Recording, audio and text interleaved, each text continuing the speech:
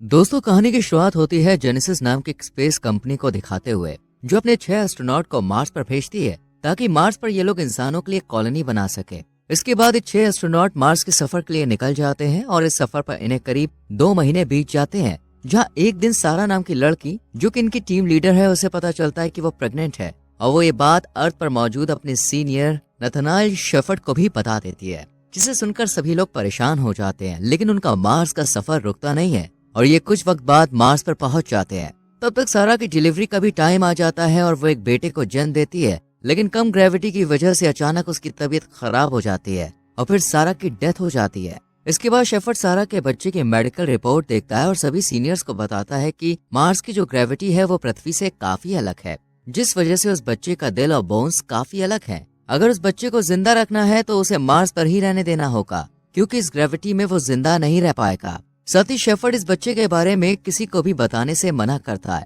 इसी तरह वक्त बीतता जाता है और वो बच्चा, जिसका नाम गार्डनर है, वो अब 16 साल का हो जाता है। गार्डनर ने अपनी पूरी जिंदगी में सिर्फ 14 लोगों को ही देखा था। साथ ही वो काफी इंटेलिजेंट भी होता है, लेकिन उसे ना तो अपनी मॉम के बारे में ज्यादा कुछ पता होता है और ना ही डैड के बारे में। वो एस्ट्रोनॉट के साथ मार्स पर एक रिसर्च कैंप में रहता है, जहाँ उसे अपनी माँ के नाम का एक लॉकर दिखाई देता है। और गार्डनर जब उस लॉकर को हैक करके खोलता है तो उसमें उसे एक पेन ड्राइव और एक अंगूठी मिलती है। वो उस अंगूठी को पहन लेता है और पेन ड्राइव को जब चेक करता है तो उसमें उसे एक वीडियो मिलती है, जहां वो पहली बार अपनी मॉम को एक आदमी के साथ काफी एंजॉय करते हुए देखता है। उसे लगता है कि शायद यही उसके डैड है। इसके बाद वो उनकी वीडियो का स्क्रीनशॉट लेकर उनका एक फोटो निकालता है और उसे अपने पास रख लेता है।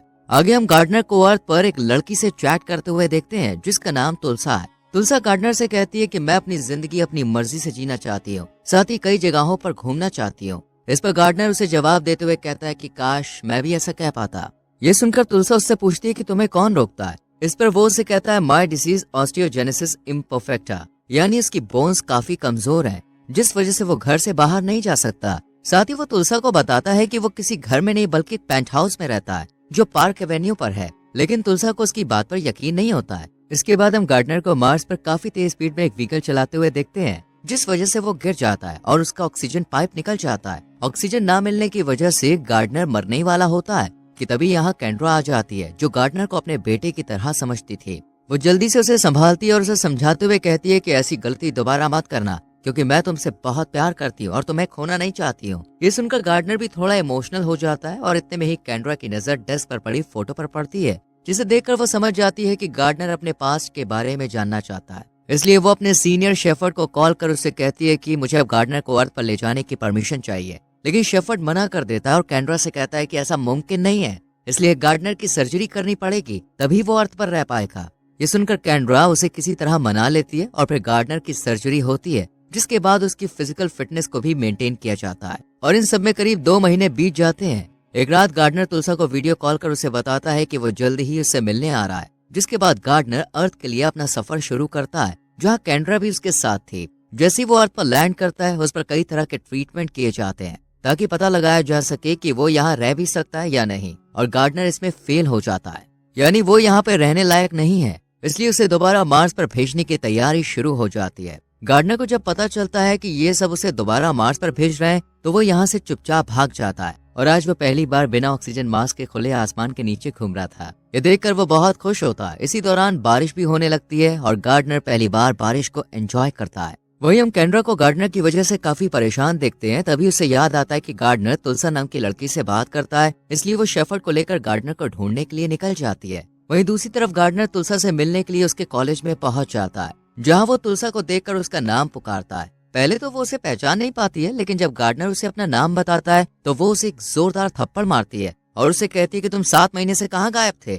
इसके बाद दोनों एक दूसरे को गले लगाते हैं और गार्डनर तुलसा के साथ उसके क्लासरूम में आ जाता है, जहाँ वो उसे ही देखता रहता है। इसी दौरान टीचर सभी स्टूडेंट से पूछती है कि बल्ब और टेलीफोन की खोज किसने की थी। इस पर तुलसा एडिसन का नाम लेती है। तभी गार्डनर कहता है कि एडिसन ने करंट बनाया था और निकोला टेस्ला ने ऑल्टरनेटिंग करंट बनाया था। ये सुनकर सभी स्टूडेंट्स उसके लिए तालियां बजाने लगते हैं और गार्डनर बहुत खुश होता है। जब क्लास खत्म हो जाती है तब तुलसा उससे पूछती है कि आखिर तुम कहाँ से आए हो। इस पर गार्डनर मार्स का नाम लेता है। ये सुनकर तुलसा हंसने लगती है और उसकी बात पर यकीन नहीं करती है, जिसके बाद गार्डनर उसे बताता है कि जब मैं पैदा हुआ था तभी मेरी मॉम की डेथ हो गई थी और अब मैं अपने डैड को ढूंढने के लिए यहाँ पे आया हूँ। साथ ही वो तुलसा से ये भी कहता है कि वो यहाँ नया है और यहाँ किसी को भी नहीं जानता है। फिर वो उसे अपने डैड की फोटो दिखाता है, जिसके बाद तुलसा भी उसकी हेल्प करने के लिए राजी हो जाती है और दोनों गार्डनर के डैड को ढूंढने के लिए निकल जाते हैं। लेकिन उन्हें ढूंढने से पहले ये दोनों तुलसा के घर आते हैं, जहाँ से तुलसा कुछ पैसे लेती है। इतने में ही यहाँ कैंड्रा और शेफर्ड दोनों आ जाते हैं। कैंड्रा गार्डनर से वापस चलने के लिए कहती है क्योंकि उसकी तबीयत खराब हो सकती थी, पर वो उसकी एक भी बात नहीं सुनता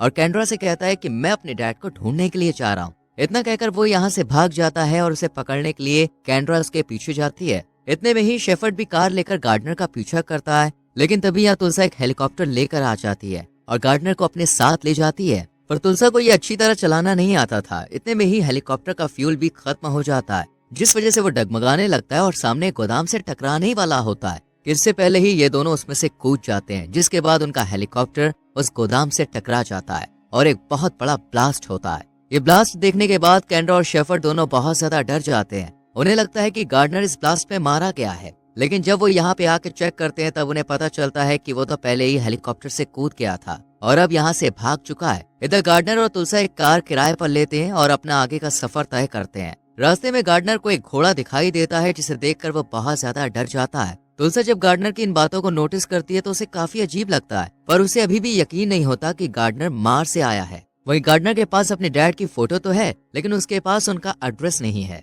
पर गार्डनर के पास अपनी मॉम की एक रिंग थी, जिसे वो तुलसा को दिखाता है और फिर तुलसा उस रिंग के बारे में जब गूगल पर सर्च करती है तो उन्हें पता चलता है कि ये बहुत ही खास तरह की वेडिंग रिंग है। जिसके बाद ये दोनों मिलकर उस शख्स का एड्रेस ढूंढते हैं जिसने इसे डिजाइन किया था और वहां पहुंच जाते हैं। वहीं दूसरी तरफ कैंड्रा के पास एक डॉक्टर का कॉल आता है, जो उसे बताती है कि गार्डनर की ब्लड रिपोर्ट अच्छी नहीं आई है और उसका हार्ट इस एटमॉस्फेयर को बर्दाश्त नहीं कर सकता है, इसलिए उसे जल्दी से जल्दी मार्स पर वापस भेजना होगा और अगर ऐसा नहीं हुआ तो गार्डनर की मौत हो सकती है। ये सुनकर कैंड्रा बहुत ज्यादा परेशान हो जाती है और शेफर्ड के साथ फौरन गार्डनर को ढूंढने के लिए निकल जाती है। इधर हम तुलसा और गार्डनर को एक साथ काफी खुश देखते हैं। वो दोनों एक मार्केट में जाकर कुछ कपड़े और टेंट लगाने का सामान खरीदते हैं और फिर उस शख्स तक पहुंच जाते हैं जिसने गार्डनर की माँ की रिंग डिजाइन की थी। वो शख्स इन्हें एक बिल देता है जिसमें एक एड्रेस लिखा हुआ था। इसके बाद तुलसा और गार्डनर उस एड्रेस पर जाने का डिसाइड करते हैं, लेकिन रास्ते में गार्डनर की तबीयत बहुत ज्यादा खराब हो जाती है और उसकी नाक से खून बहने लगता है, जिस वजह से वो यहीं बेहोश हो जाता है। ये देखकर तुलसा जल्दी से उसे एक हॉस्पिटल में ले जाती है, जहाँ डॉक्टर गार्डनर का चेकअप करते वक्त हैरान रह जाते हैं क्योंकि उसका दिल आम इंसान के मुकाबले काफी बड़ा था और उसकी बोन्स भी कुछ अलग थी। अब यहाँ तुलसा भी समझ जाती है कि गार्डनर ने उसे जो कुछ भी बताया था वो सब सच था। इतने में ही गार्डनर को होश आ जाता है और वो तुलसा से यहाँ से चलने के लिए कहता है, जिसके बाद ये दोनों यहाँ से चुपचाप भाग जाते हैं और उस एड्रेस पर पहुंच जाते हैं जो इन्हें इस शख्स ने दिया था। इसके बाद गार्डनर को घर के अंदर वही आदमी बैठा हुआ मिलता है जो सारा के साथ फोटो में था। गार्डनर इसे देखकर बहुत खुश होता है क्योंकि उसे लगता है कि यही उसके डैड हैं।